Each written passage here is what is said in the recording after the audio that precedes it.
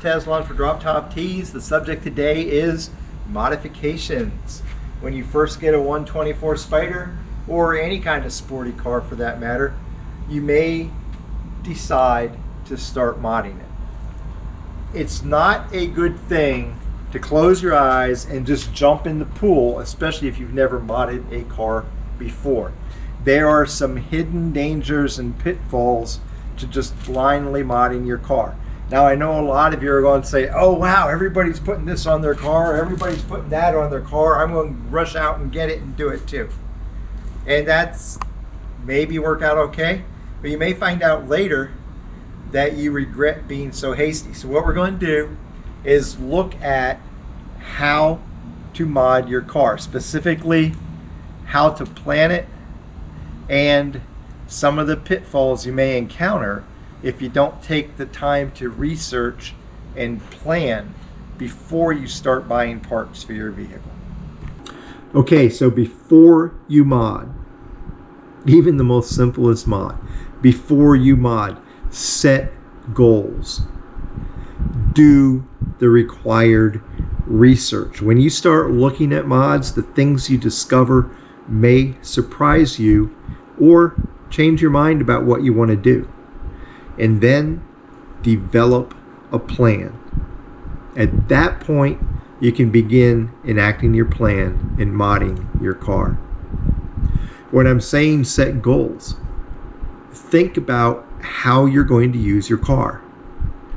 A car that is being purpose-built for the track may allow you the freedom and luxury to put on mods that you wouldn't even want to consider putting on a daily driver.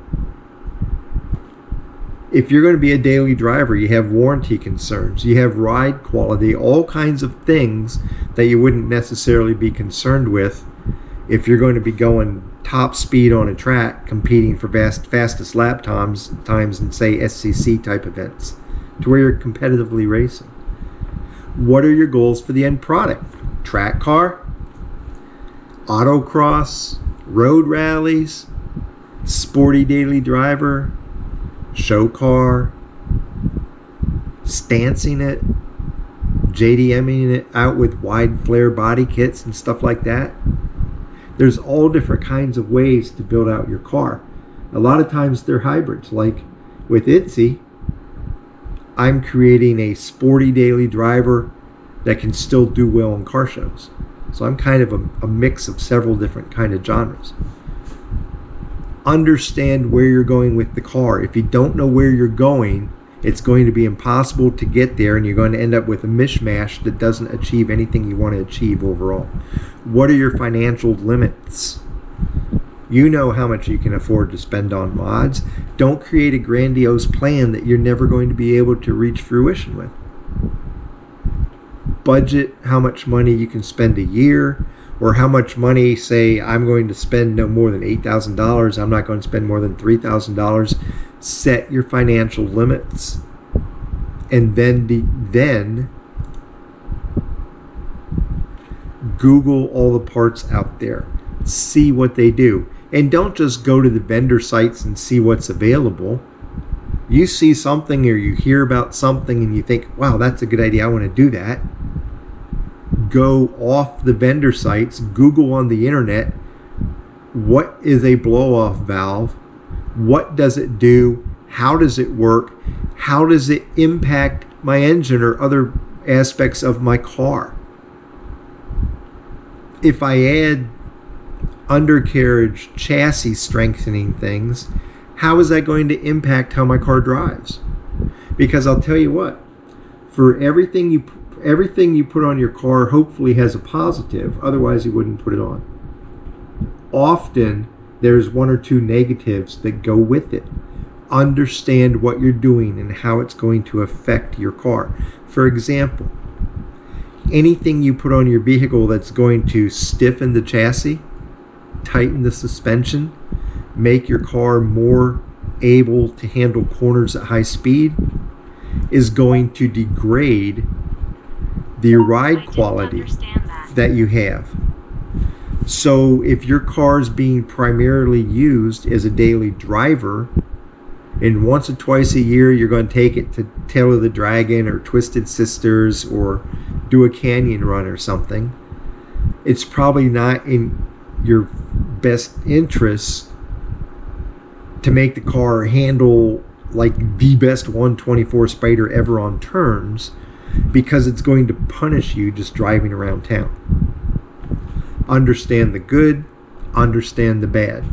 Browse the vendor sites, or better yet, call the vendors and talk to them about their products with the understanding they're in business to sell you parts. If they don't sell anybody parts, they go out of business. They are going to tell you, their website especially is going to list the benefits of buying their part. They will deliberately omit the potential negatives. That's not dishonest on their part. Every business does it. It's up to you, caveat emptor, the buyer, to inform yourself what the negatives might be. Okay? Potential consequences. I add this to my motor. Am I going to start throwing check engine lights? Because I also need this. Unless you research, you're never going to know this unless you've modded before and already know what to expect. And you're also going to find, if you call the vendors, most of them are more than willing to talk to you on the phone and discuss the parts you're looking at buying. They can be a great resource to point things out. If you tell them, well, I want a daily driver, but I'm going at a novice level, track it once or twice a year, they can help steer you to the proper brake package and pads. They can help guide you to what they sell that meets your needs. Whereas if all you do is look online and don't talk to them, they have no chance to interact with you and help develop your plan with you. Ask in internet groups. Facebook groups like 124spider.org or the 2017 Plus fan base, or if you have other cars, groups that are geared toward your cars, they are very good resources. But on Facebook, there's no really history that's easily accessible, because everything just, you have to scroll down so far, you may miss pertinent information or pertinent discussions. So find a site like, for 124 Spiders, the off Facebook 124spider.org forum, because there they have persistent discussions. You may look up a specific brake pad, or you may want to know how best to modify your stereo or something, and you can go to the thread that discusses that, and you can see the past 5 years of discussion in the first 15, 16 pages of that thread. So you can find everything that's been said. And so those are great resources to go look at. Talk to your friends in car clubs, other people who have done those mods.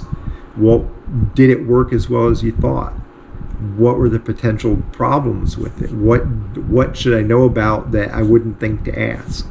So use everything out there in your research to help you begin to develop your plan. Make a list of the mods that you want, and understand that all plans are subject to change. So here is your rough guide of what you're going to do. Make a list of the mods that you want, then arrange your list in the order that you're going to obtain and install them. Some mods you're probably going to want to put on at the same time or relatively close to each other, because they need each other not to throw check engine lights, or they need each other because that enhances the performance of both of them. Some mods you're going to be able to install. Everybody out there has different levels of mechanical ability and confidence.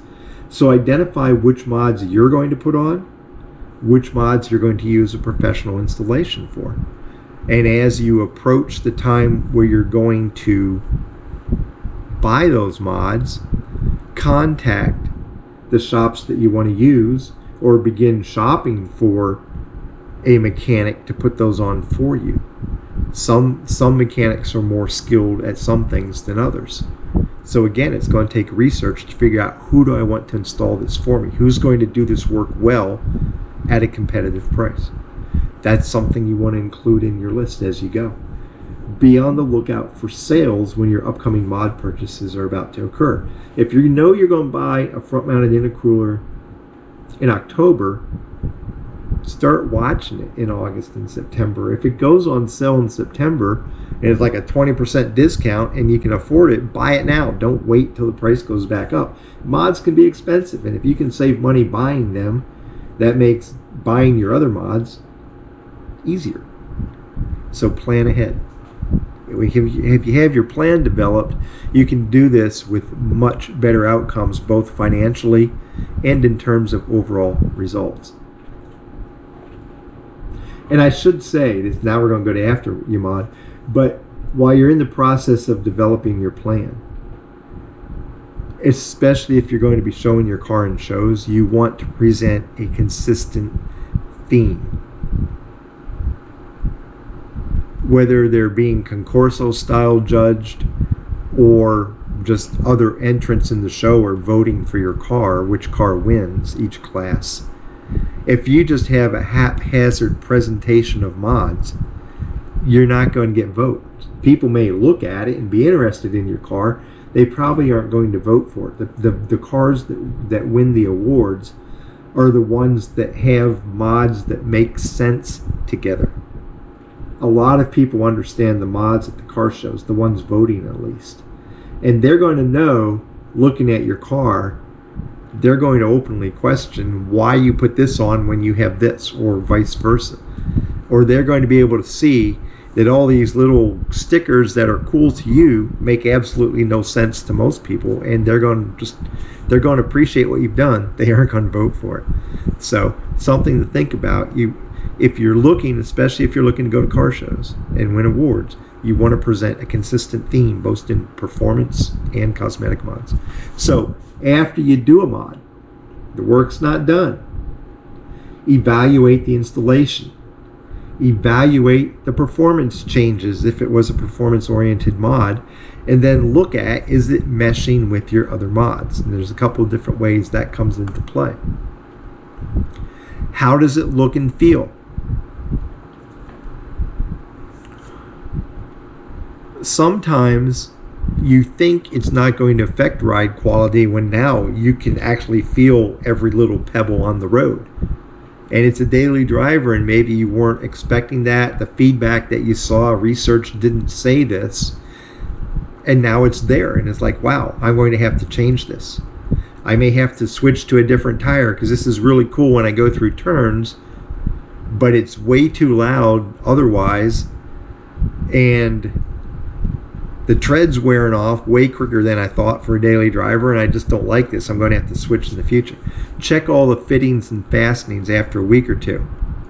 Whether you did it or it was professionally installed, it's good to go back after a short period of time and make sure all the nuts are staying in place, all the fasteners are secured, nothing's shifted, nothing's come loose. Man, you get a little loose fitting in a vacuum line and you're going to notice the effect on the performance of your engine. Go back and check to make sure everything is staying secured over a period of time. Are there any adjustments needed if applicable? Think coilovers where you can adjust between stiff and ride quality. Is it what you want? There's other kinds of mods that you can adjust. Do I have to make changes to get it either performance to where I want it or comfort to where I want it, or maybe a happy medium in between? Evaluate performance changes. This is whether it's cosmetic or performance-oriented type mod.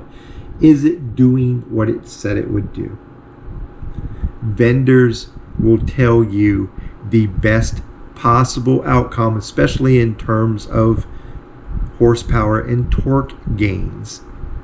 They are very good at using the prolific weasel words in advertising. Up to 25% power gains, up to 40 foot-pounds of torque gain. Guess what?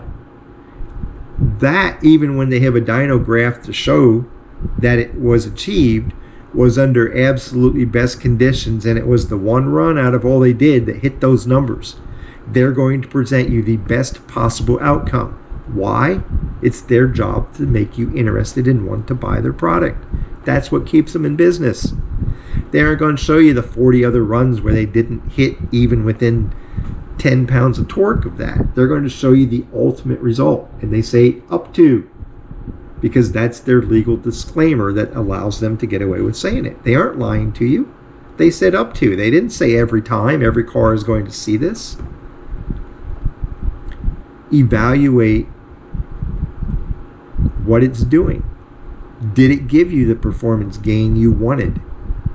Is it going to leave you to where you need something more? Maybe if you make an adjustment, you can get it to there, especially with tunes.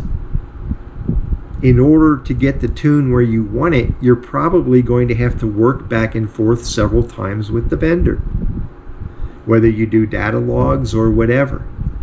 Give them feedback, let them tweak the tune and send it to you. That's part of the tuning process. If you don't do it, you're leaving horsepower on the table.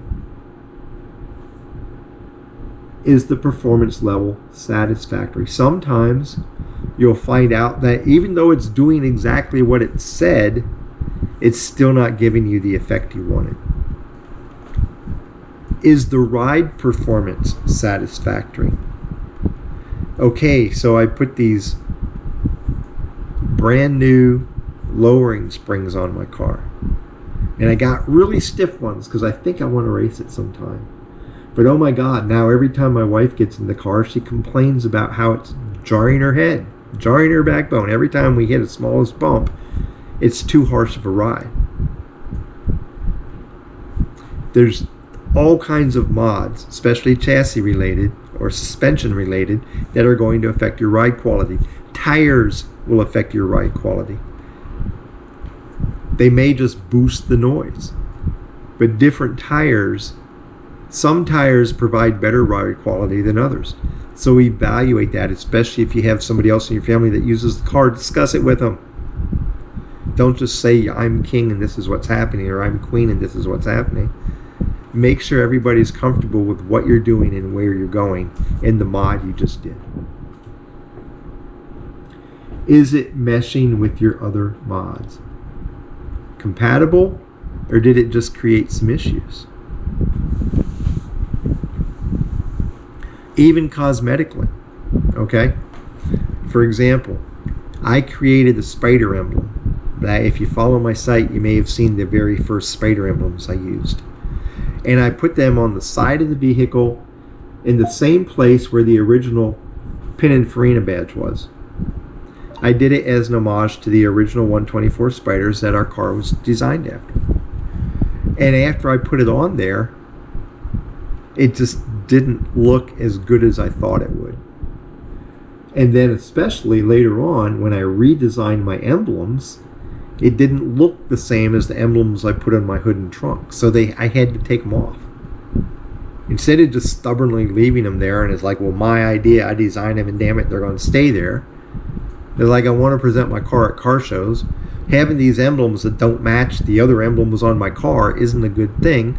And I didn't like the way they ended up looking. Time to say, hey, yeah, good idea, but it didn't work. Take it off. Sometimes you'll do a mod, and it just doesn't work out with your other mods, and so remove it. Don't be stubborn about it. Put it on the internet. Sell it to somebody else that wants it.